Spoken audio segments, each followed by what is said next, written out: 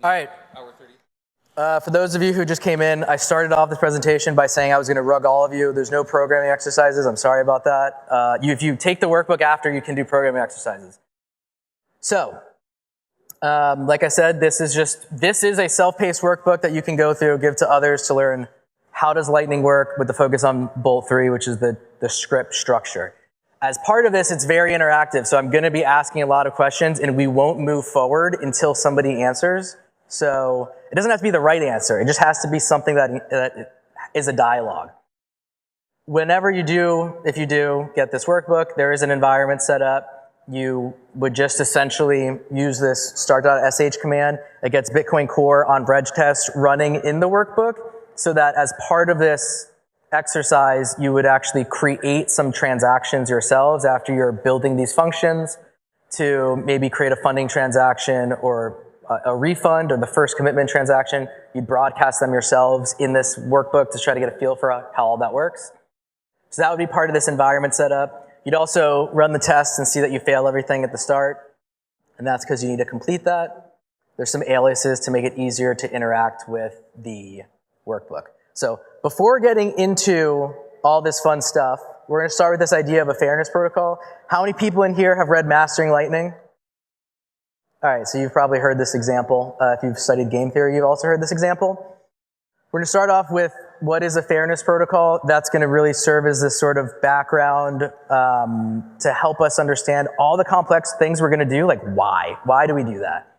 So fairness protocol, a series of predefined steps to ensure that there's sort of a fair outcome among participants. So we're going to start by going through this example of a fairness protocol, and you will know the answer probably if you've read Mastering Lightning. But imagine you have Alice and Bob. Alice and Bob are two young kids. It's always Alice and Bob, but that's just the way it is. And Alice and Bob love cake. Whenever cake comes out, they fight over cake. So we need to come up with a way to ensure fair outcomes, and you have two people who kind of want as much as they can get.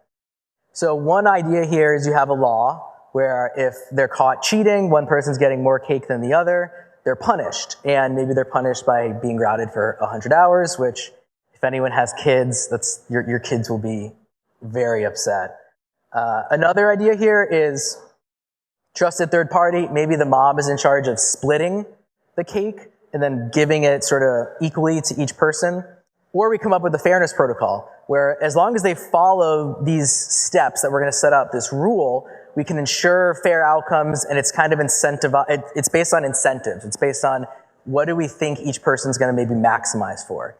So what is a fair, and this is where either you just yell your answer out, or we have these mics go around, because this is actually mostly of what we're doing right now, is you're going to be providing answers to questions. So what is a fairness protocol that we can do so that this cake is split evenly between Alice and Bob? It doesn't involve Bitcoin yet. You also can just yell if you want. What? There was a cut and there was a first person cuts, other person picks. That's right. So here's the idea. There's a drop down. If you had this, you could do this fun drop down. First person cuts, second person picks. As long as they're both following these rules, the first person's incentivized to cut it evenly because they're going to get second choice at the cake. So this idea of a fairness protocol is important to keep in mind as we start going through, like, why are we going to construct scripts the way that we do, and it's to incentivize fair outcomes. So next, quick review on Bitcoin transactions. I'm introducing this is also a good introduction to the visuals that we're going to see here. So 2 quick thanks here. If anyone knows Elle Mouton, I've never met Elle, but Elle has a fantastic series of blog posts. I took this inspiration for this diagram from those blog posts because she does a really good job at showing how you can visualize Bitcoin transactions in a way that still does justice in a way to how they're constructed, but doesn't abstract it too far. And then also these, I don't need to hold those mics. These color coding are kind of inspired by the Bitcoin LARP, if anyone's done that, which has recently been renamed. But quick overview of Bitcoin transactions, right? You have your TX ID, unique identifier for the transaction. You have your inputs pointing to whichever output from a previous transaction you are going to be spending here. So it's pointing to the TXID, the index. You'd also pre-SegWit, put the script sig, whatever information you need to provide to be able to prove that you can spend those funds. Then the outputs, you just say how much is being locked up and what are the locking conditions. That goes into the script pub key. Here you just see an example of what it might look like to do a pay-to-witness public key hash. You take a public key, you take the hash 160, you throw it in with the op0 to show that this would be SegWit, and that would be the output script that you're going to be locking these funds to. So here's a visual as we start building scripts. Because this is an hour and a half, we're just going to be talking about all these things, but if you're doing the workbook, you'd actually be coding these scripts yourselves. I'll show part of that when we get to it. And then just another visual here, when you're spending, for example, notice the color coding. If you were spending from this output, you would just have another transaction that references it as the input. And then you have to provide whatever information is necessary. Signature, public key for this pay-to-witness public key hash. Here's a fun question. SegWit, we move the signature data from the script sig to this witness field. Why was this important for Lightning? You wanna, you wanna answer? Transaction malleability. Yeah, I could hear you, so that means I can hear anyone. Just throw out answers.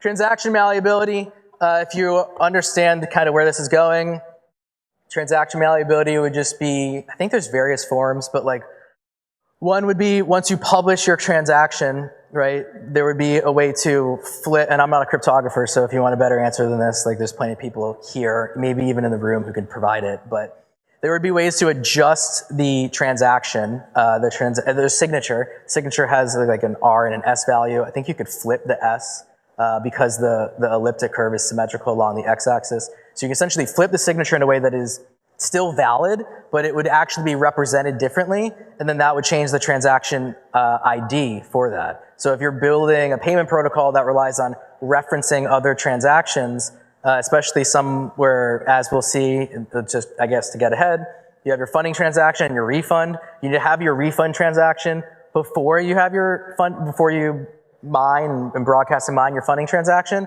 So you really can't have that funding transaction change in a meaningful way that would invalidate the refund. Fun fact there with SegWit. Now, introducing another sort of output type here, we have pay-to-witness script hash. You, of course, have the script that you are creating. You have a lot more customization here. Here we have an example of a 2 of 2, and you would take the hash of it, and you can now lock to the hash of a script. And like I just mentioned, the real big benefits here is you have a lot more flexibility. You're not just locking to a public key or the hash of a public key.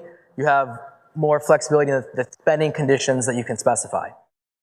So this you'd provide both signatures because this is a 2 of 2, meaning we specify 2 public keys. You have to provide 2 signatures to be able to satisfy those spending conditions, one for each public key. And to spend it, you have these 2 signatures. You provide the witness script itself because you're locking to the hash. So you have to provide the witness script so that it can be evaluated. And then there's an op0 here. Anyone know why you have to put op0?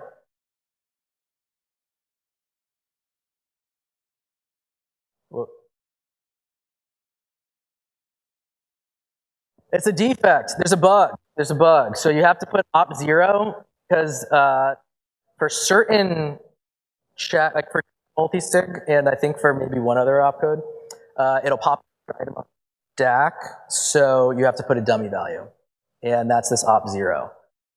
Now, I'm just referencing, this would just be saying, hey, when you're asked to code, this would be a witness script, this would be an output script, whenever it's asking you to code stuff. Am I accidentally hitting stuff?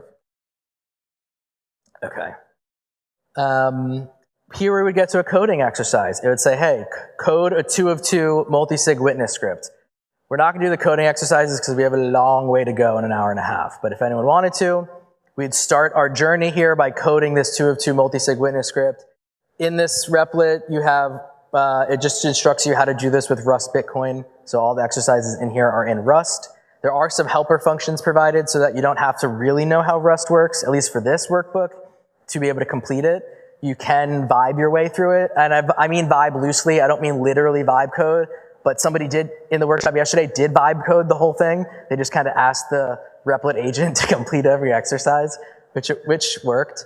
But the Rust exercises have been simplified enough so that they're intuitive. So, next one, time locks, another important tool set. Right now, this is all just introducing like kind of these primitive things that help us get to the point where we can build lightning channels. So the next thing would be time locks. There's different time locks you can use for Bitcoin transactions. Roughly speaking, there's absolute time locks and relative time locks. Absolute time lock would say, hey, this transaction can't be like broadcasted or mined until maybe a specific point in time. Block height 1 million, January 1st, 2026. Relative time lock would be maybe this transaction can't be spent until a certain time period has passed, or a certain number of blocks have passed since the, let's say the output on a previous transaction, since it's been mined. So a certain amount of time has passed since that. So that's a fun fact that I think maybe people don't know as much about, is that you can specify these times in seconds as well as in block height. And I won't go into the nuances of that, but roughly speaking, when you do mine blocks, right, you put in the block header, you do put a time. There's certain variance in what times would be valid. I would recommend Learn Me a Bitcoin. Who in here has heard of Learn Me a Bitcoin? All right, I see a lot of hands, that's great. Fantastic website for technical stuff, and they'll have a good breakdown of pretty much how that works. But Bitcoin does, in some sense, have an idea of rough time, but block height is the native time, so most of the time I've seen it, you're really working with block height. Okay, so we've just reviewed all of these things which are complex enough, right? Why do we have to make things more complicated? Well, with on-chain payments, as everyone knows, they can be slow, right? Blocks are mined roughly every 10 minutes, so you want to pay for coffee, you don't want to wait. They can be expensive. If the fees are high, they can be expensive. So that's another thing, right? If you're going to pay for coffee, coffee is always the example until we get to the bar, which we're going to do shortly. You don't want to have to pay whatever, a few dollars for a coffee. And they also don't scale.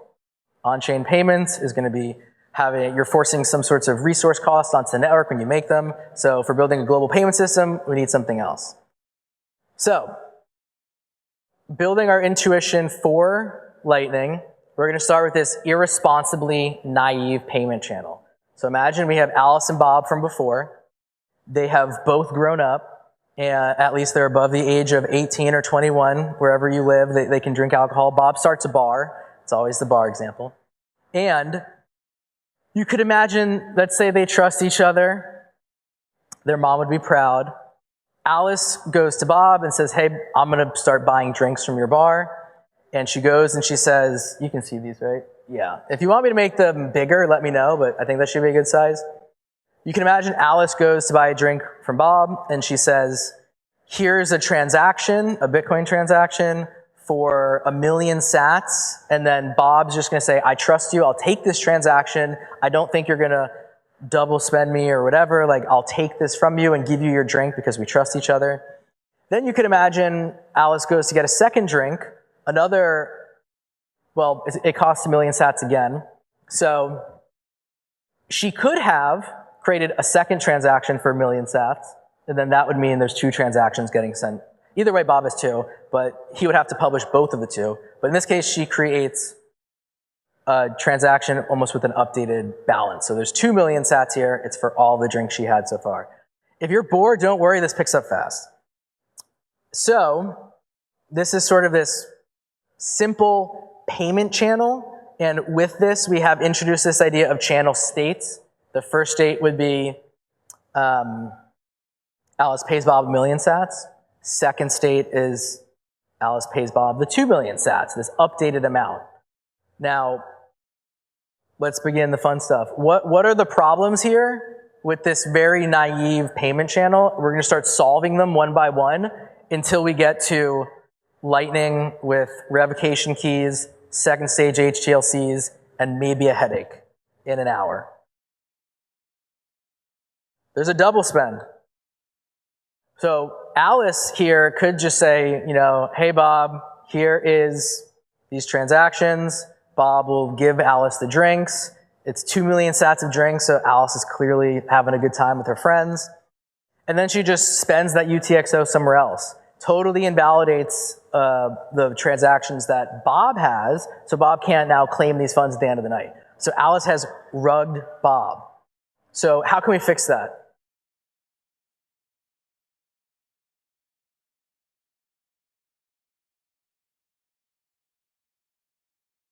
I'm sure you all know. We just looked at a coding exercise that would kind of lead into this.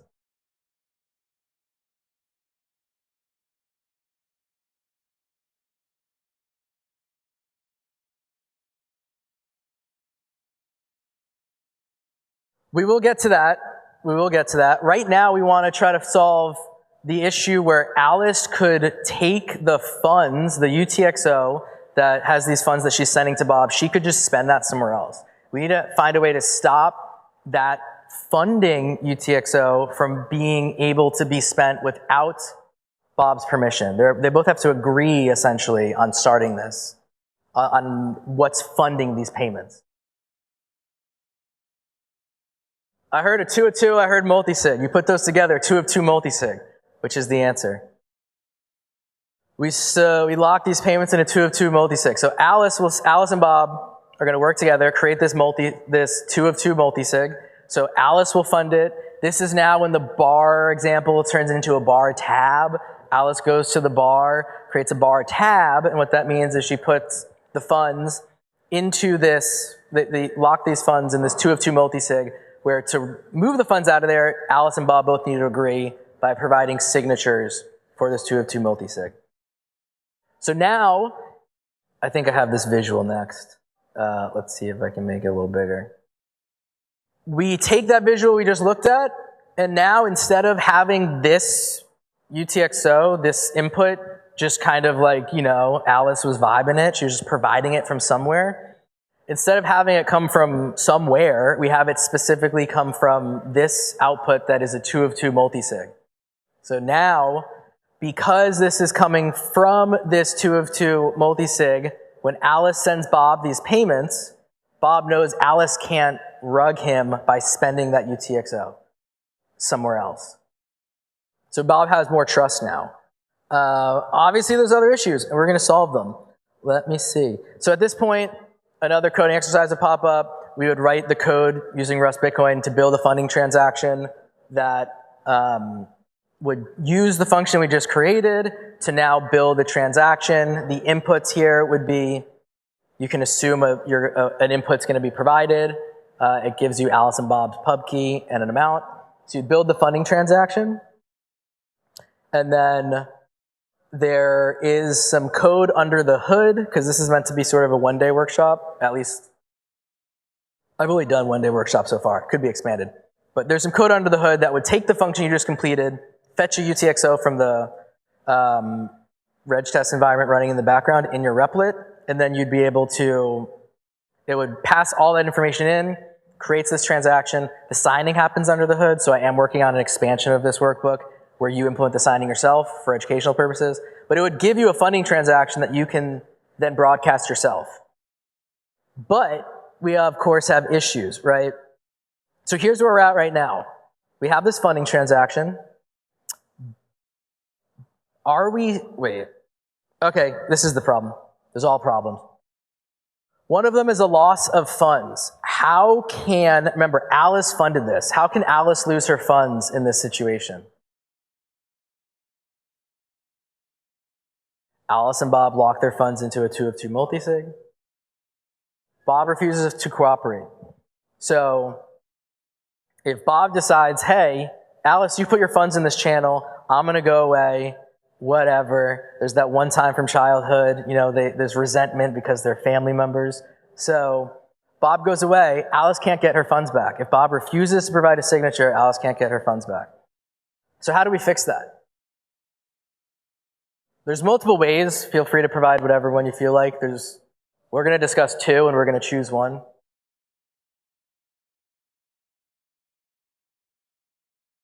A timer.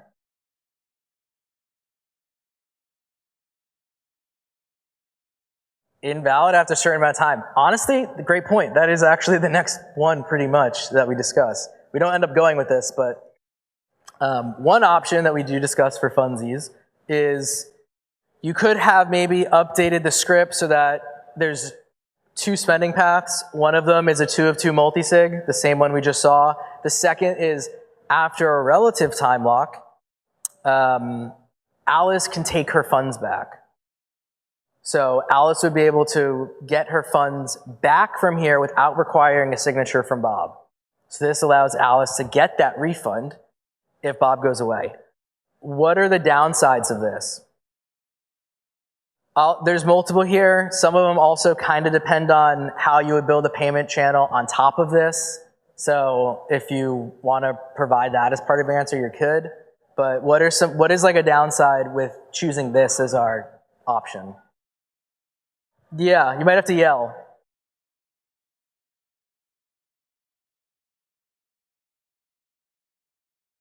I totally didn't hear that. That's not your fault. That's just the way it is.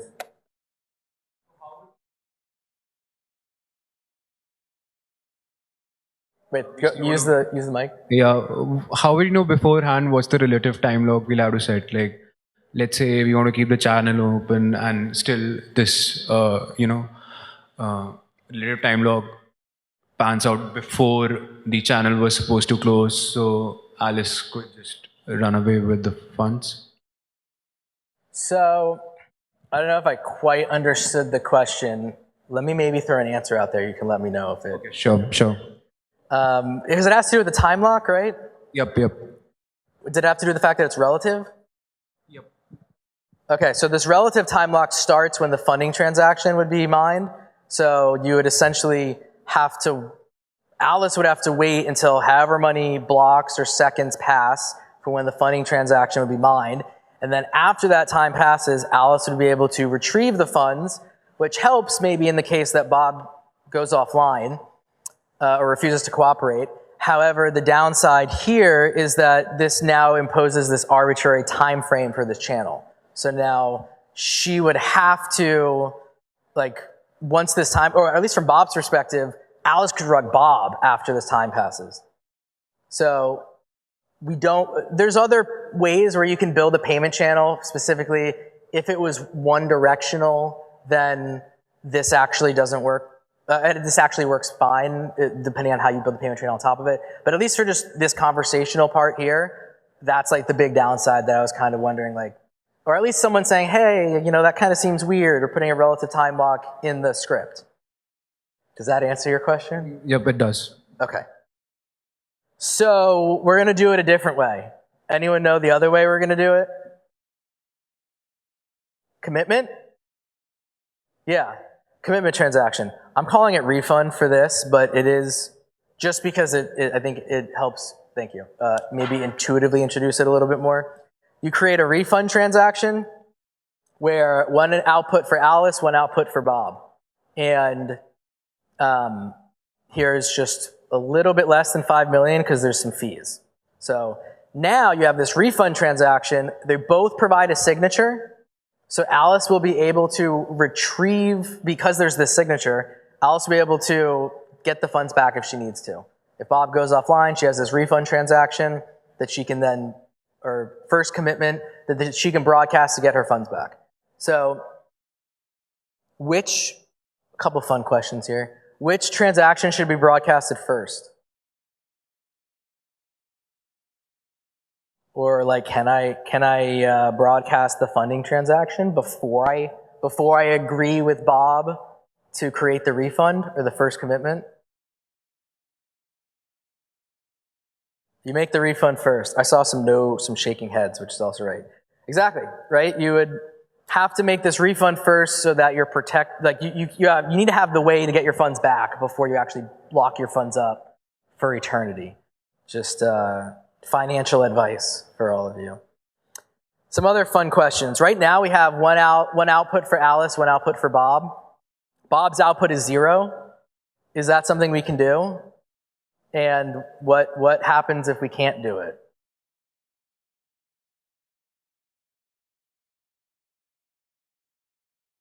Yeah, so this would be below dust in Lightning. What you would just have no output for Bob. So this would just have an output for Alice. Because for visuals, that's what that would look like.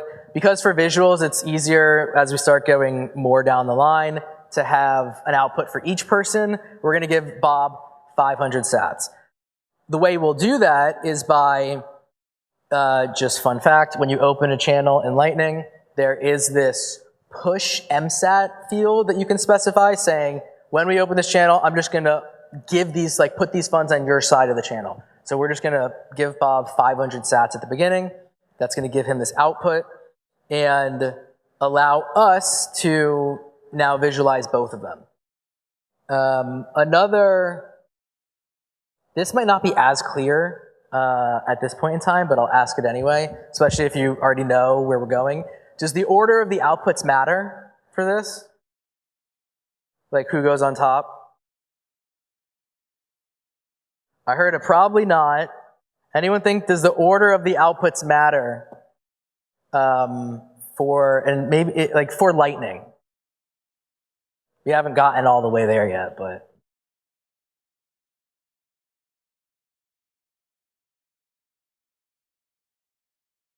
I'm going to go ahead and say it does matter. So you don't have to take my word for it. If you go to Bolt 3, I think I actually have it pulled up over here anyway. Everyone know what the bolts are? Bolts are just like the specs that describe how Lightning works in excruciating detail. May give you a headache, but bolts, Bolt 3 specifically, which is most of this workshop is pretty much a good portion of Bolt 3. So Bolt 3 will actually have part of it transaction output ordering. It specifies how do you order the outputs. Now remember, when you, spoiler alert, Bob and Alice are sending signatures to each other, right? You're going to need to create that transaction so that you can create the signature to send to the other party. You're going to have to know, or at least it's very helpful. Well, you will have to know, but it's very helpful to have it standardized. All of these things, right? What's the order of the outputs so that you know how do you construct this transaction so you can create the signature. So there's a specific ordering. First, it's according to their value, smallest first. Then it's by script pub key. And then sorted such that the lexicographically, I think, lesser is first. And then by HTLC outputs in their CTLV expiry order, which we'll talk about later. So, right now, here's where we are. We have our funding, or our refund transaction. This isn't right. We're going to fix it. Well, actually, it's half right. You could imagine this refund transaction has these two outputs, one for Alice, one for Bob. You'll notice we flipped them now, so Bob's is on top because his output's a smaller amount. You could imagine that these outputs are pay to witness public key hash. We're just locking to the hash of their public key. You can imagine that for a moment. We're going to fix it because you're going to see there's an issue. At this point, we would now create this refund transaction or the first commitment. And once we create it, we would generate it. Once you're generating them, I forgot to mention, there's this transactions.txt file where you store all these transactions while you're creating them. We would go ahead and publish the transaction within our environment. So you would just send the funding transaction, just the funding. You have the refund. You send the funding transaction, and then you have to mine blocks. Actually, that's what we get to next. So at this point, we would have generated the funding. We would have generated the refund. We'd have to send the funding transaction and mine blocks. How many confirmations should we wait? Does everyone know what I mean by confirmations? You have the funding transaction. You broadcast it, right? How long should you wait until you start operating and sending payments on this channel?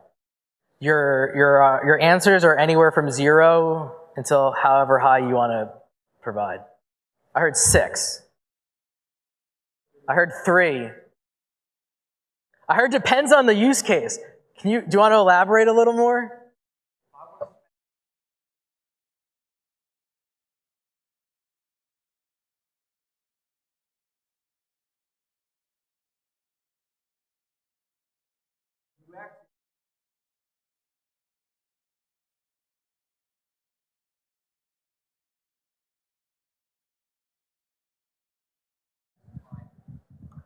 So we could. For higher amounts, I'd want on-chain security, and I'd want at least one confirmation, probably more. At least how many? It depends on the amount, but I don't know. I think generally people go with 6. 3 is popular, but more than 0. All right. That was a fantastic answer. I'm not even going to bother, answering beyond that. I may repeat a little bit just in case because we got the mic over there a little bit later. But essentially, it depends. Has anyone ever worked in a profession here where you were kind of like the answer was always it depends?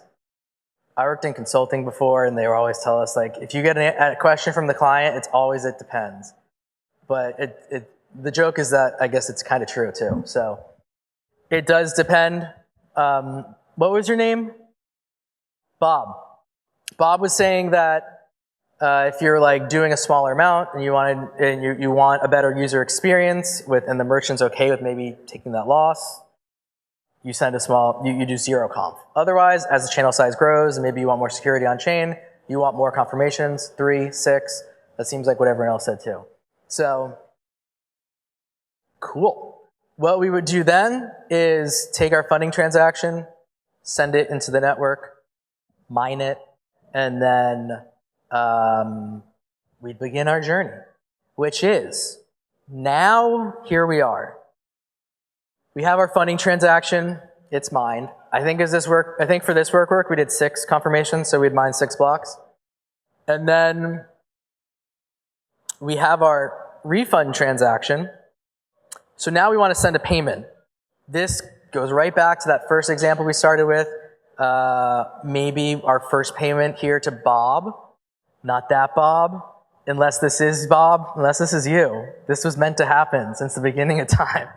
We're going to make this payment. So Alice will just put 1,000,000 sats on Bob's side of the channel. So now here's the question. What's the issue here? We're now just creating a new transaction and sending it to Bob. There's a security flaw here.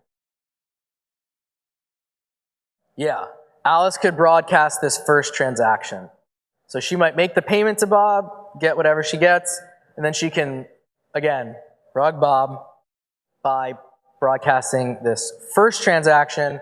It would close the payment channel because that funding, this output here would now be spent. It's now part of this transaction that has been mined, this one right here, this refund. So, how do we fix that? This is a super open-ended part. You can answer, like, if you just want to jump to the answer, that's fine. I'm going to gently introduce it because I feel like this gets complicated. How would we fix this issue? The issue is that as you're continuing to update the states, the old states are all still valid transactions. So we need to try to find a way to maybe, you can't invalidate something that's valid, but maybe you can, back to our fairness protocol, find a way to punish somebody who acts maliciously. How can we do that?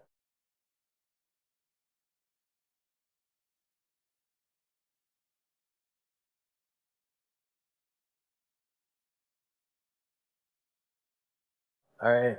Either we need more coffee or I need to click the drop down. All right, this is just a visual representation of what I said. You need to find a way to disincentivize publishing an old state. So what do? Well, we develop this penalty mechanism where here's this like pseudocode. I'm calling it pseudo script because it's not real script yet. But essentially what we want to do is find a way to say, hey, if you publish an old state, Your counterparty is allowed to steal your funds. I was doing a workshop, a longer version of this yesterday, where we were doing the coding, and somebody said they don't like, there's a better word instead of steal. Maybe you, what was it? It's something else, but you can choose the word that's good for you. The point here is the counterparty can take the funds from the person who's cheating, whether that's stealing or rightfully claiming because they cheated. The point is, this is this kind of new rule we want to find a way to implement, which is if you cheat, your counterparty can take your funds. So this is kind of a way that we can visualize this in the pseudo script is on Alice's output. If Alice cheats, Bob can steal Alice's funds. Otherwise, Alice can claim her funds. So if Alice isn't cheating, Alice can take the funds that are rightfully hers. Now we need to figure out a way to do that in Bitcoin script. Anyone have ideas before we get there? Yeah.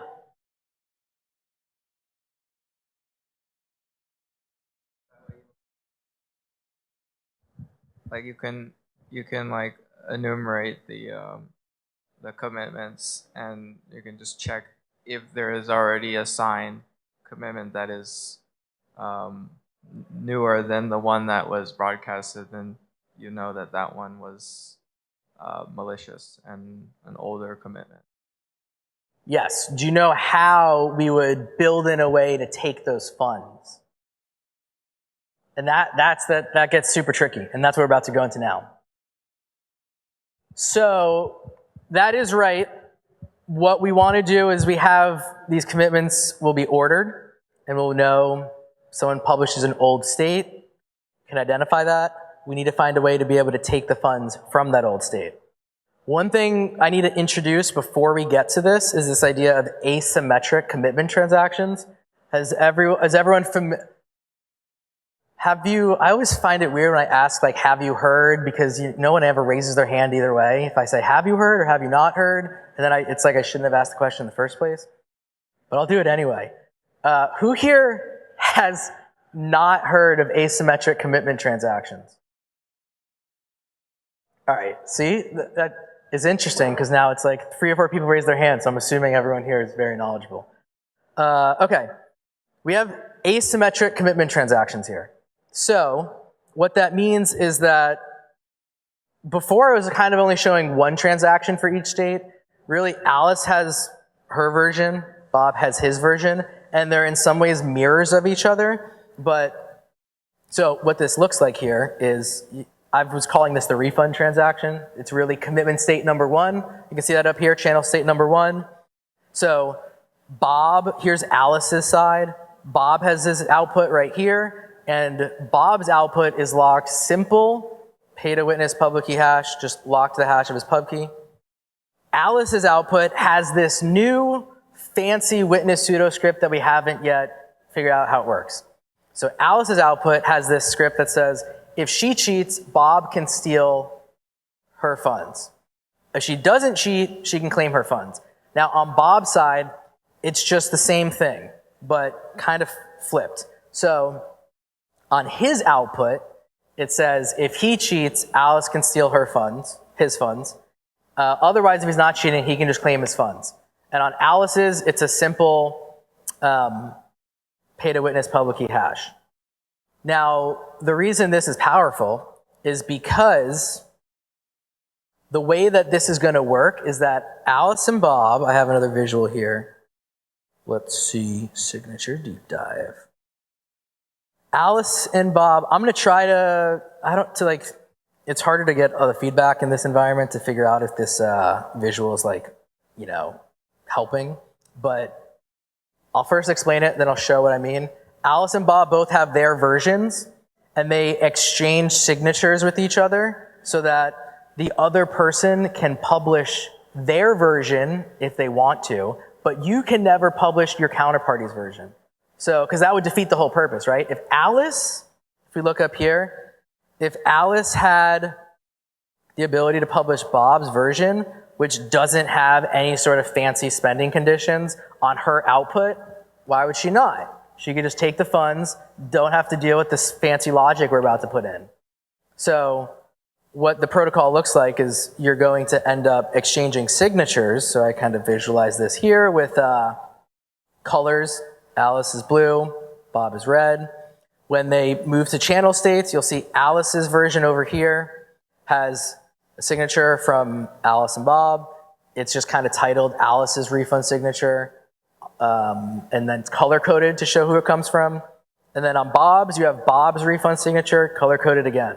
So that's an important piece here that we're going to need as sort of this grounding before we now look at how we actually implement this piece right here.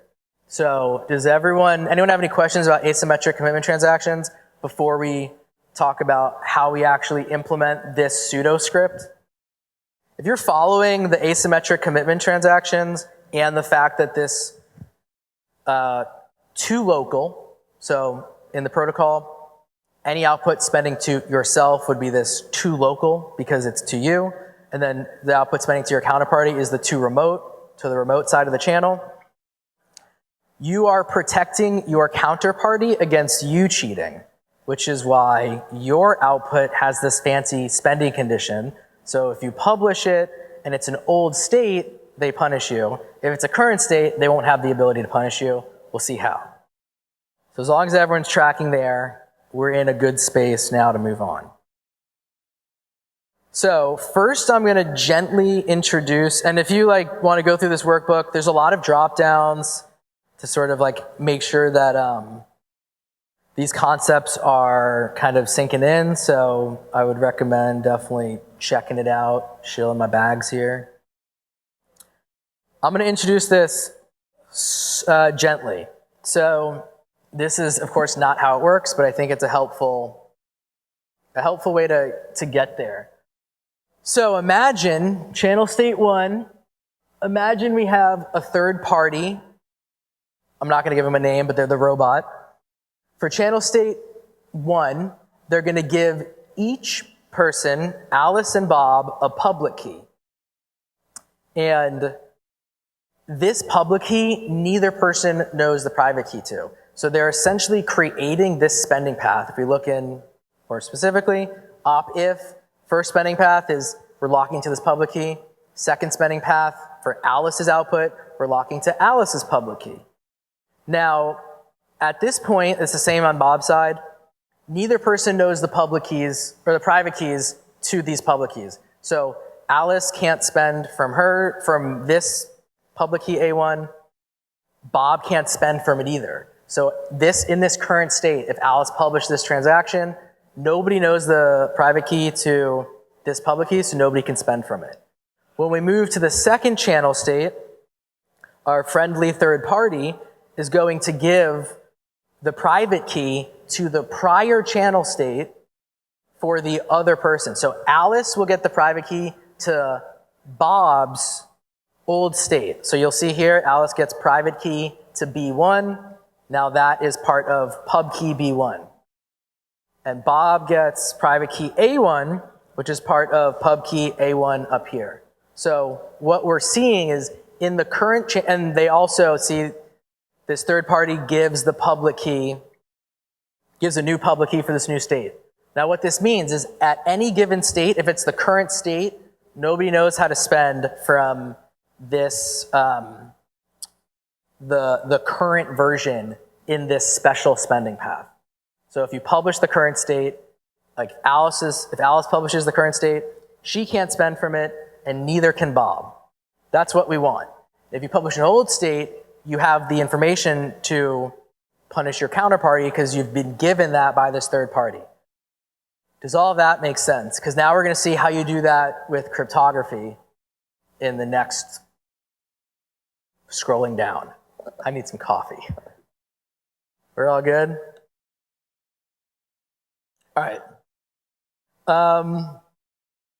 Let's do it. I don't know how easy I don't know how this is going to go with just brute forcing this part, but let's do it. What we're going to do, we're throwing in some more public keys. Did I skip over anything important? Not really.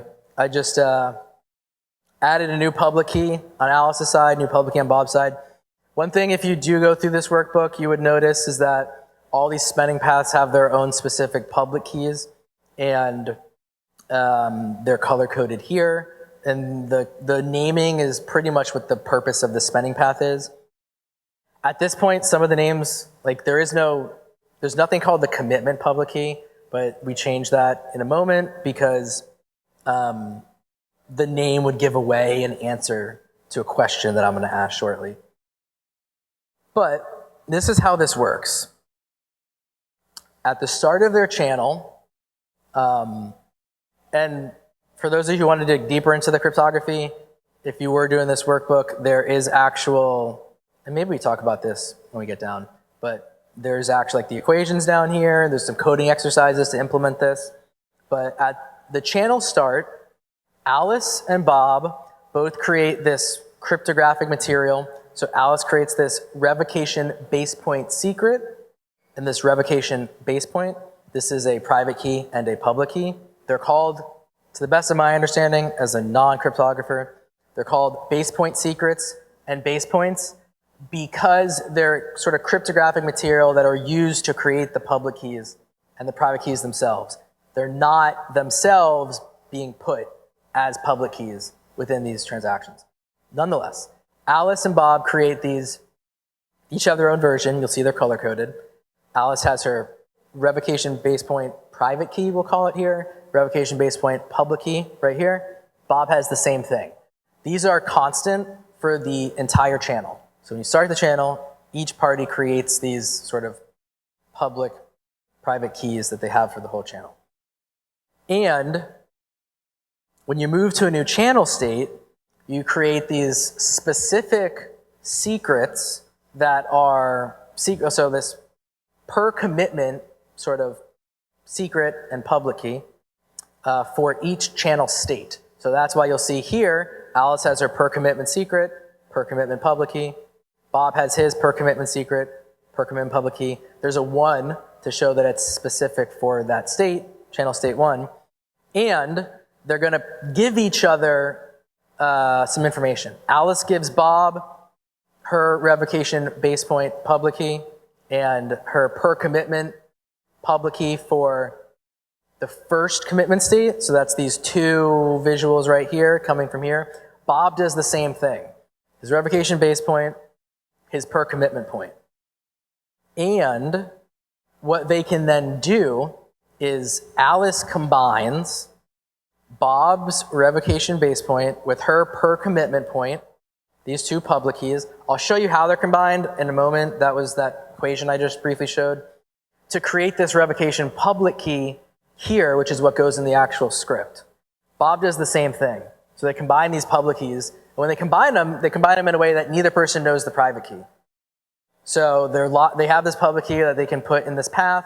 Neither person knows the private key. So if this is now the current state, if someone publishes the current state, that path that we're talking about, let's call it the punishment path or the revocation path, is safe to publish because the other person can't spend from it.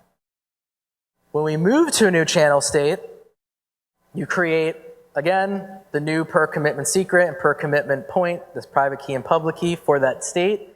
You're going to hand over the new public key so that they can use it. So here Alice gives per commitment point for index 2 to Bob. Bob can use that information to, where is it? Oh wait, sorry. You give that information over to, so that the other person can create the public key.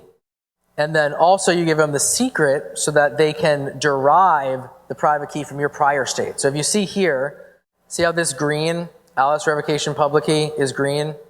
Alice is giving Bob this secret from state 1, and that gives Bob the information, if we go here, to create the private key for that green Alice's revocation public key. And if you see the way it's created, because it's used Bob's revocation base point, Alice's per commitment point, Bob knows the secret to his own revocation base point, and he's the only person who knows that. So he can use that secret with the fact that Alice just gave her secret to create the private key for Alice's revocation public key for the prior state. A really simple way of saying this is you kind of, when you move to a new state, you just give the other person a private key, or it's cryptographic material that they can use to create a private key. You just give them this information. And they give you, the other side, that information so that you can calculate the private key to their past state. Now, any questions on this visual before I go to the math?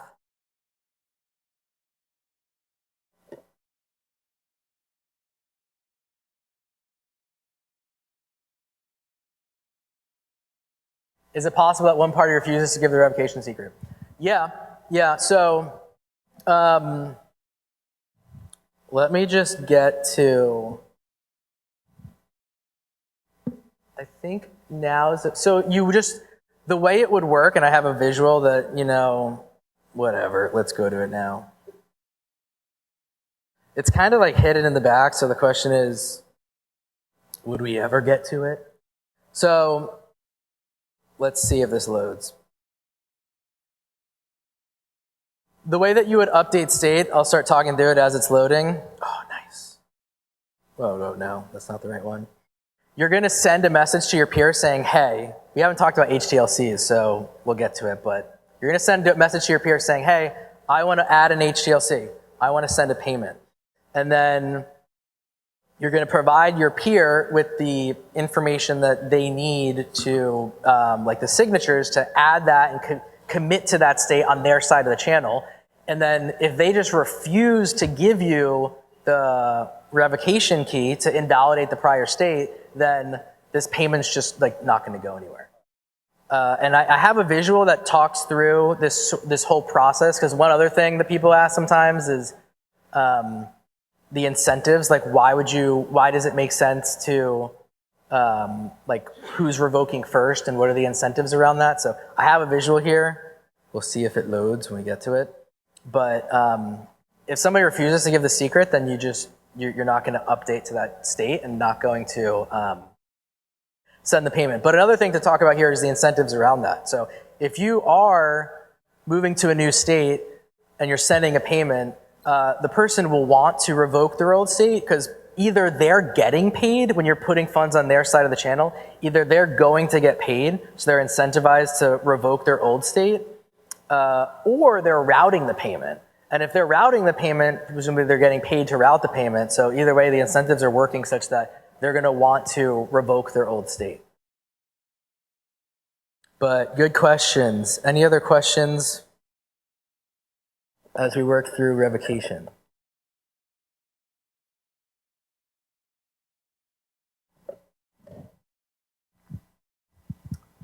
So here's the math. So remember we looked at this, creating it, use Bob's revocation base point. This is for commitment state 1. Bob's revocation base point is combined with Alice's per commitment point, and you come up with this revocation public key.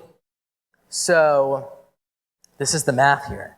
You have Bob's revocation base point, which is this public key. You do this multiplicative tweak, which means you add the public key to itself, and this is just more of like elliptic curve cryptography. Again, I'm not a cryptography expert, but you add the public key to itself H1 times. H1 is you take Bob's public key, Alice's per commitment point public key, and you're going to concatenate them together. You're going to take the SHA-256, and whatever that comes out to, you'll be able to use that as a scalar, tweak the revocation base point, so this is Bob's, and you just also kind of do a similar thing and you tweak Alice's public key. This just ends up with 2 different public keys, which you add together, you get a new public key. And the properties of this would be, it's a public key that neither person knows the private key to until you provide that private key later. So let me show, here's a visual of the revocation private key. I think an easier way of showing this is, I have this more, if you go to the workbook, there are some drop downs where you can see, this provides more of a visual of how this works. So you can visualize in some sense the public keys, what it looks like to, multiply them by a scalar and then add them together. So I'll leave that as an exercise to the viewer.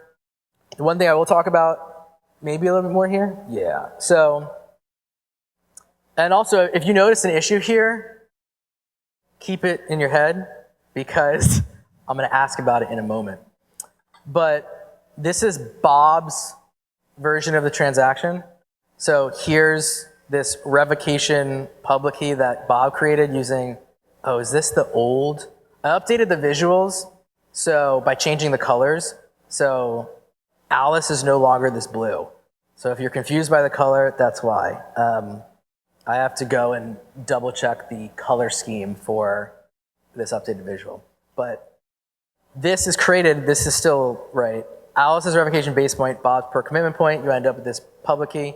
Now, if we take that revocation public key equation we looked at before, and we essentially factor out the G. Everyone know what G is? You take a private key, large number, multiply it by G, which is this like publicly known point on the curve that Bitcoin uses. That's how you end up with a public key. So if you factor out the G, you essentially end up with this equation here, which is how you calculate the private key. And here you can just see the private key is Alice's revocation base point secret with this tweak, and then Bob's per commitment secret. So this is just a little bit more mathy way of showing you that diagram above. Once you provide this secret, the other person can spend from that path because you give them all the information that they need. So I'll leave if anyone wants to like dig into that more. It's all there. There's an issue. There's always issues, but let's see if anyone catches it. Here's Alice's commitment transaction, her version. This is the script that's locking up her output. What's wrong with it? Like, what are we missing here? I'll say what the two spending paths are. First spending path, if Bob has the revocation private key, the private key to this public key, he can spend from it. Otherwise, Alice can just claim her funds. What are we missing here? A time lock, exactly. Everyone see why we need the time lock? Otherwise, if Alice published this state, she can just spend it immediately. So we add a time lock, this relative time lock down here. So you can see if Bob has the revocation private key, he can spend from this immediately. Otherwise, there's this delay. It's called Bob to self delay because Bob and Alice can negotiate this, but Bob can specify the delay. And Alice will have to wait this amount of relative time lock blocks to be able to spend this output. And what this does is if Alice, yeah, question? In what is the condition? What do you mean? Well, like in an if-else, there's a condition, and if it's true, it goes down one path. If it's false, it goes down the other path. Yes. So in this one? Yeah. So, oh, you mean how do you specify the condition? Yeah, or is it even there? Because I'm new to reading this. No, that's a great question. I actually do have a visual that will show that in a moment or two, but essentially when you provide the data to, like when you provide the signature and the other information needed to spend from this path, you would tell the Bitcoin script using like a 1 or a 0 which path to evaluate. And we'll see that in a moment, but when you provide the information like in the witness, you would actually tell it, hey, I want you to evaluate the true condition. Here's the information you need for the op-if. Like, I want you to evaluate this condition. Here's the information you need. Specifically in this case, it would be like the signature and the public key. Thanks. Or maybe just the signature, I think, because this is the public key itself. So, but basically it's not listed right there, right? Correct. There's nothing in here that tells you which condition to evaluate. Got it, thanks. So what we were showing here is that what this means essentially is if we're publishing a current state, then Bob won't know the private key. He can't spend from this revocation path. Alice will have to wait this many blocks before she can spend this output, and this timer starts when she publishes this commitment state. And Bob will specify this or negotiate it because this is really Bob's security. Bob wants to know, hey, if you're going to publish a commitment, I want to specify like how long you have to wait before you can spend it, because that time period where you have to wait is the time period I have to punish you. So that's very important to Bob, or Alice on Bob's side, to be able to specify this, because you don't want it to be too short. You also don't want it to be too long, because this, for Alice, let's say Alice is acting honestly and all that good stuff. If this is a really long time period, like that's beneficial to Bob, because he can just, monitor the blockchain, see if she cheats, take the funds. He has time to do that. But this also means her funds are locked up for that amount of time. So you find a balance really between favoring Bob and favoring Alice. Alice doesn't want to wait long, but has to wait a certain amount of time because Bob needs to get those funds. Or Bob needs a chance to punish Alice. Okay. At this point, we'd code up a function to create this new path, or this new script here that we just talked about. We'd create a new commitment transaction representing this new, and we kind of play the role of Alice in this. So we would create Alice's version, and we would generate that, put it in our transactions file. And now we've just, at this point, talked about really how you can update states in a way that makes it so you can disincentivize publishing an old state. Now we're going to get to HTLCs. We got plenty of time. Let's do it. All right, Alice and Bob. Boom. Here's their channel. You have roughly 4 million sats on Alice's side, roughly 1 million sats on Bob's side. Now imagine Bob's connected to Diane. So there's 3 people here. One question. Do we know the size of the channel between Bob and Diane? We're Alice. Remember, we're playing Alice. Do we know the size of the channel between Bob and Diane? And do we know the distribution of the funds in it? Size, yes. Distribution, no. That's right. Even better. Great. If it's announced, we know the size. We won't know the distribution. There's ways to maybe estimate the distribution where you can probe, you can send fake payments and see what fails and what doesn't. But we will know the size if it's announced. For this example, I think we just kind of assume it's announced, so because we're going to send a payment. So we're also going to pretend we know the actual distribution so that we can, in this case, we're going to start with the end in mind, because I think it's easier to figure out like what does the end state look like, and then we can figure out how to get there. So imagine Alice wants to send a payment of 4 million, sorry, no, I think it's 400,000 in here. 400,000 sats to Diane. So we have this payment channel between Alice and Bob. Alice has 4 million sats on her side, 1 million roughly sats on Bob's side. Bob has a channel with Diane. Bob has roughly 2.5 million sats on his side, and Diane has roughly 2 million sats on her side. This is channel state 1. When we move to a new channel state, then when this payment's complete, Alice will have 405,000 sats deducted on her side with Bob. Bob will have that put on his side. And then on Bob's side with Diane, he'll deduct 400,000 sats from his side and put that on Diane's side.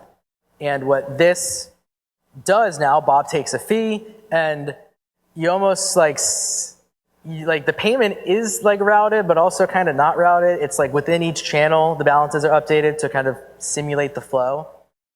And this is the state we're essentially going for. But we need to figure out to make it trustless and also atomic, so you can figure if we have a route through whatever, 5+ people, we need it to make sure like it either fully succeeds or it fully fails. It's not going to kind of get caught up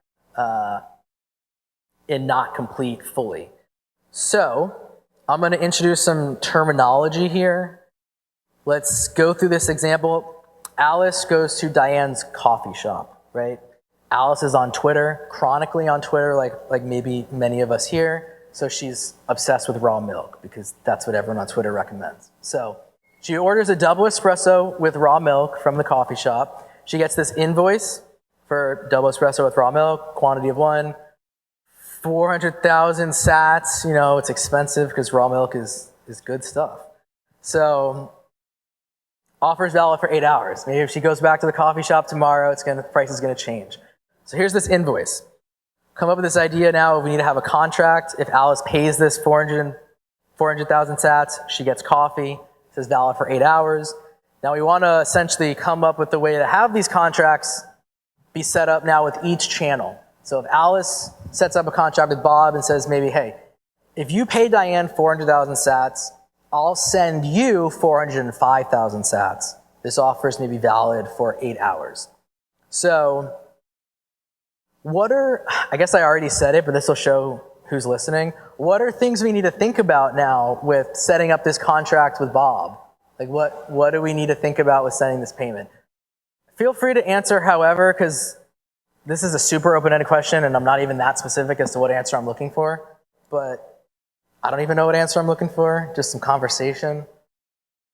What do we have to think about? Alice is setting up a contract with Bob. So if Bob pays Diane, Alice will pay Bob. What was that? The size of this channel between Bob and Diane, can it be routed? That's a great point. We will have to think about whether this payment can actually get routed all the way. For this, we'll assume it can be routed. I'll go ahead and throw it out there just because this is super open-ended. Essentially, we want this, as I was saying before, we want a way for Bob to prove he paid Diane. We're not going to go off his word. And we want this whole payment to be atomic, so it either fails or it succeeds. So to do that, again, if Bob proves he paid Diane. So let's use some cryptography to do that. What we do is we have Diane create this pre-image, this secret information that only she knows. It's a large 256-bit random number. It's not a secret because I'm showing you all now, but there it is. And she'll take the hash of it and just throw the hash in this invoice. And now with this invoice, she'll give this invoice, Diane will give this invoice to Alice. Alice now embeds this invoice in the contract she's setting up. So if a pre-image is provided by Bob, that would mean he got the pre-image, this secret, he got the secret information from Diane. Because Diane's creating this secret, taking the hash of it, and putting the hash in the invoice. So the only way for Bob to get the secret is to get it from Diane. So you can create these contracts in a way that if Bob provides the secret, it means he got it from Diane. So Alice can set up a contract that is conditional on this secret information being provided. Otherwise, we'll have a timeout. The timeout will be block height, if a certain block height is reached. Let me ask a question. Why do we use an absolute, absolute block height? So I do mention it. Why do we use absolute time block here instead of relative? You know what? Pause. Let me show you a simple HTLC and then I'll ask that again. This is where we're at before. This is what a simple HTLC could look like. Right now, for this example, to go through it, we're removing the complexities of asymmetric commitment transactions. We'll add that back later. We're removing the complexity of the revocation path. We'll add that back later. Make sure everyone leaves with a headache. It's gonna look pretty intense when it all comes together. This is what a simple HTLC could look like. So there's just these two paths, right? The first is if someone provides the secret that when hashed equals the hash that we're locking in this path, then they can spend these funds. Otherwise, after an absolute block height passes, then Alice can refund these, this back to herself. This balance, since Alice is paying Bob, is getting deducted from Alice's side of the channel. These are coming from Alice's output. So before she had almost 4 million, now she has almost 3.6. So these get deducted from her side, and we put it into this HTLC here, this hash time-locked contract. So HTLCs on the Lightning Network are their own outputs, except for in some situations, which I'm going to ask later. So if you know that answer, you can throw it in then. But they will, depending on their size, be their own output and have their own condition, like their own actual script conditions. This is a simplified version. So now I'll ask it. Why is it important that this is absolute? Like, why not relative? We're talking about this delay here for Alice to get the funds back in this payment to Bob. Well, I guess it's to Diane, but this is setting up the contract with Bob.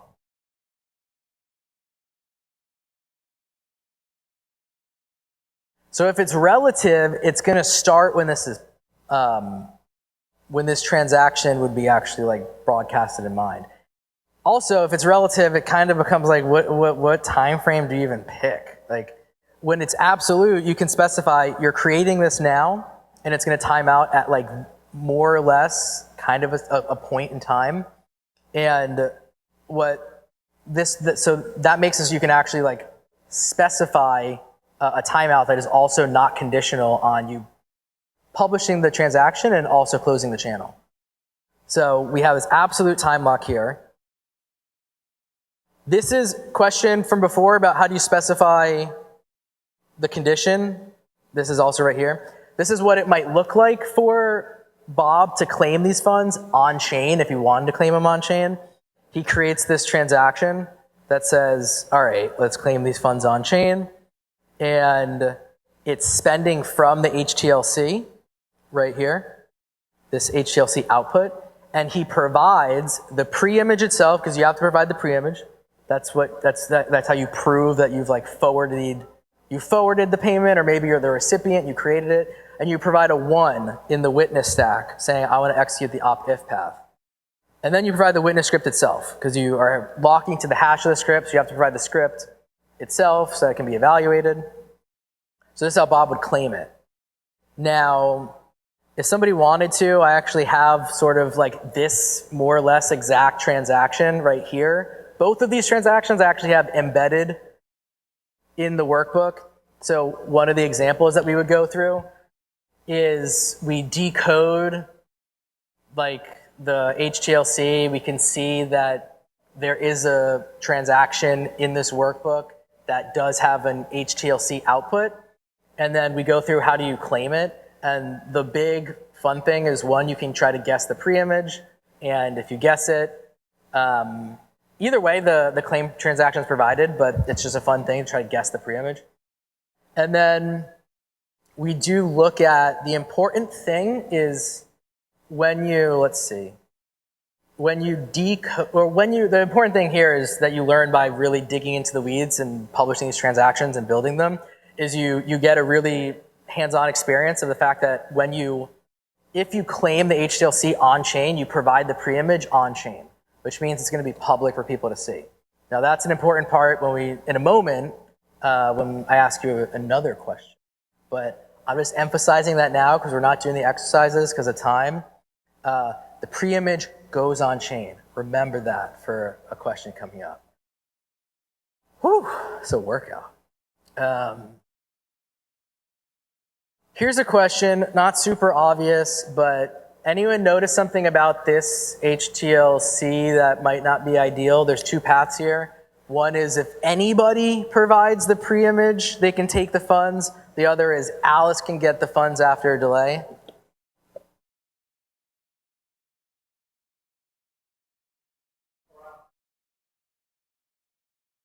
Yeah, I think we're on the same page. You want to lock this to Bob's public key. So if anyone had the pre-image, they could take from here. I mean, ideally, you update it, looks something like this. You have Bob's public key. Now you're really creating this script structure where Bob can claim if he has the pre-image. Otherwise, Alice can claim after a delay. Now, fun questions. Routing the payments. So we've kind of seen how this happens. We've created the HTLC. It's locked to this pre-image hash. Here's a fun question. Alice and Bob's HTLC contract expires at block height 200. When should Bob and Diane's expire? Bob sets up a contract now with Diane using the same pre-image hash. This is now if Diane reveals it, Bob passes it backwards. When should theirs expire? I'll give you 3 answers. Before block 200, at the same time as block 200, after block 200. When should Bob and Diane's expire? And why?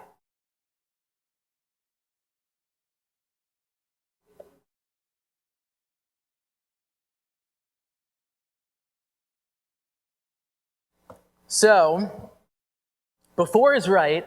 Let's think about what would happen if it was after, or even kind of at the same time. If Alice was able to expire her HTLC with Bob before Bob was able to settle whatever with Diane, what's the risk? Bob loses his money, right? Because Bob is essentially sending funds to Diane and almost getting refunded with with a fee from Alice. If Alice kind of like pulls back that part of the contract, Bob would run the risk of Diane then saying, all right, let me claim the funds from you, Bob, and Bob can't go turn around and claim the funds from Alice. So Diane has to, that contract has to expire first. So there's decrementing time locks. There also is, for anyone who wants to nerd out, in one of the bullets, I forget which one, kind of some game theory analysis of what the recommended difference would be between the timeouts for Alice and Bob and Diane. So unfortunately, I don't exactly remember the game theory, and I don't remember which bolt, so I'm not giving you too much information to go off of. Other than that, it's out there somewhere. But that's an important thing to think about. Now, that helps to make these payments atomic, meaning that they fully succeed or fully fail, because if Diane, was feeling some type of way, force closed the channel with Bob, and didn't tell Bob, just was like, I'm just gonna claim your HTLC on chain and not give it to Bob, like through a protocol message, making things easy, then Bob could just monitor the blockchain, get the pre-image off the blockchain, continue passing it back. So that helps to make things either fully succeed or fully fail, even if some party is just not cooperating in an ideal manner. Important thing. So, and those questions, honestly, every question I've asked is in the workbook with a drop-down with the answer. Well, maybe 90%. I might have thrown some others in here. So if anyone was looking at the workbook, they're in here.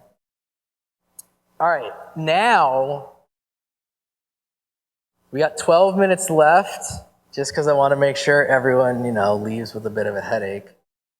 Let's talk about how HTLCs actually work. So this is this simplest version that we've just looked at. We've talked about how it's missing the revocation path. It is, what else? We don't have asymmetric commitment transactions. So let's update these things. The HTLC is going to differ depending on if you're offering the HTLC or if you're receiving the HTLC. The script's going to differ. So for Alice's side, this is this witness pseudo script again, because it's about to just get really big and complicated.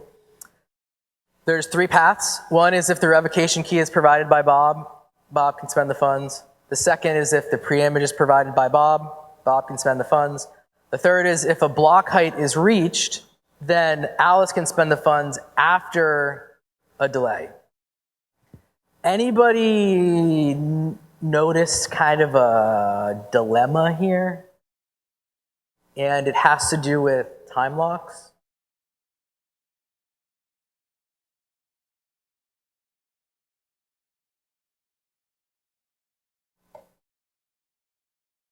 It has to do with time locks. It has to do with the fact that we have this absolute time lock and then this relative time lock.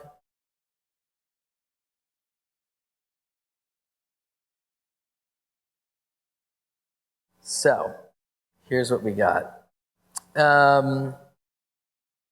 Again, all these questions are in the workbook, but we have an absolute time lock, which is when the HTLC expires. We have a relative time lock for Alice, because this is protecting Bob essentially, so that if she cheats at some point, then Bob can punish Alice in the future. And this relative time lock starts after the HTLC expires, after this absolute time lock. So if you have an absolute time lock in this script, and then Alice still can't claim her funds for another relative time lock after that, that means that Alice effectively can't claim those funds for that whole entire time period. The absolute and then the relative. So to separate these concerns, I think there's also some like mitigation against potential attacks. There's this second stage HTLC, which is what I was talking about. Also, as far as I recall, this is just not mentioned in Mastering Lightning, at least not in detail. So there's a second stage HTLC, which spends, as you can see by this arrow that is just beautifully here, it spends from the HTLC output, and on this second stage HTLC, this is where you're now going to have Alice is able to claim these funds back. You're going to still have this path here so that if Alice is cheating, Bob can claim these funds via the revocation path. Otherwise, this is now enforcing the two-self delay here. And there is on this second stage transaction to claim these funds back. In the lock time, you put the actual expiry of this HTLC. So another nuance here that is complicated. This second stage timeout transaction is actually its own 2 of 2 multisig. And that means, which we'll see in a second, this HTLC, the path that spends here, so this is going to be a pre-signed transaction, requires a signature from Alice and a signature from Bob. So that means they effectively agree on this entire transaction structure, or at least parts of it, the important parts. They agree on that when setting up this HTLC. So this allows Alice and Bob to really lock in the expiry, because they're both agreeing to that information when they create this second stage HTLC transaction and provide their signatures. So this is how we separate this timeout condition from within this script. So now for each HTLC, whoever's offering it is going to have this second stage HTLC timeout transaction. To put it all together in a way that looks ugly, I'm not even going to bother going through all of that, but you have the 3 spending paths here. One is the revocation spending path. The other is the 2 of 2 multisig. You can see Bob's HTLC public key here, Alice's HTLC public key here. You'll notice there's a 2 here, op check multisig, another 2 here. There's some fancy op swap stuff going on. And then there's the pre-image path down here. If you feel ambitious and you want to go through how all of that works under the hood, in the Replit, there's a drop down where you can kind of go through the whole script evaluation and see how it all works, just to get a more intuitive sense of what the hell is going on.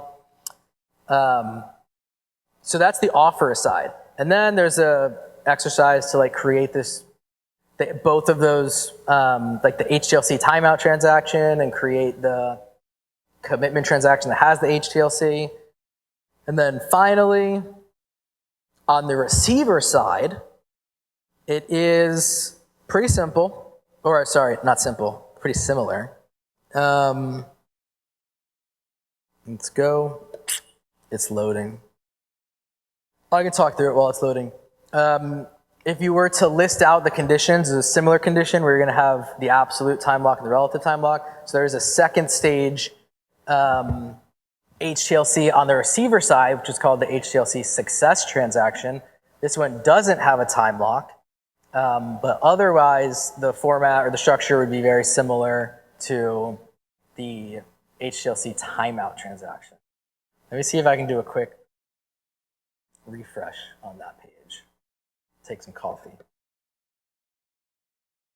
We have 5 minutes left. You guys are champs for making it through.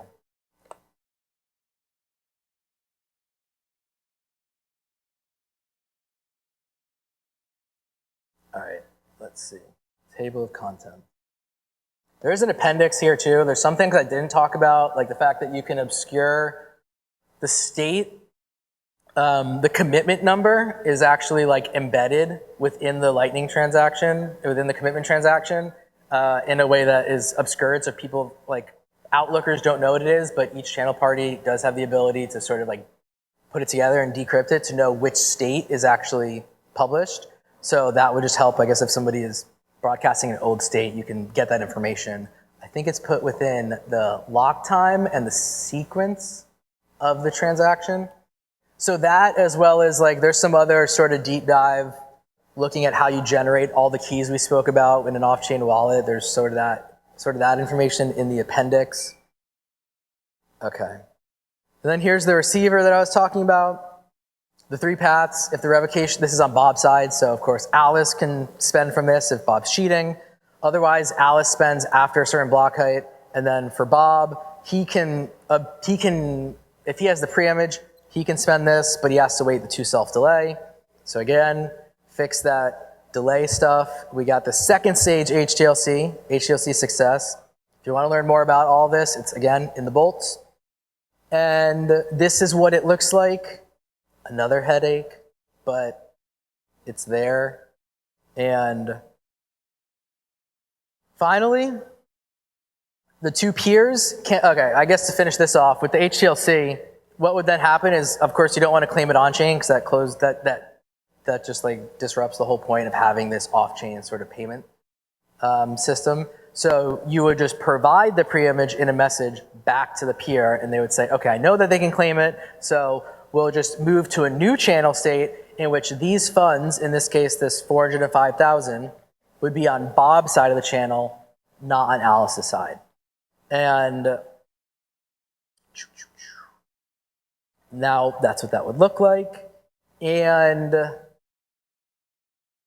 there's some other visual, maybe there's not visuals. And then you can close your channel. You can close your channel by working with your counterparty to adjust both of the scripts that they're pay-to-witness publicly hashed. They're just immediately spendable. So that's in a cooperative close. You would work together so that both of your outputs are not encumbered by any sort of time lock or fancy spending conditions. You can spend them immediately. A forced close would be somebody closes like either a current state or a past state. A past state would be like someone that's attempting to cheat. But if you force close and publish a current state without like cooperatively closing, you're going to have one of those outputs, your output, be encumbered with this time lock. You can't spend it for whatever the time lock is. So with that, thanks for coming. That was an hour and a half pretty much, and I don't know, it went by so fast. If anyone has any questions, you can either ask now or maybe we'll start getting ready for the next person, so just come find me. If anyone feels like they have feedback or want to learn more about this, I'm working on this in addition to other stuff for Lightning, Lightning education for at least the next year. So please come chat. Otherwise, thanks everyone for your hour and a half this morning. Appreciate it.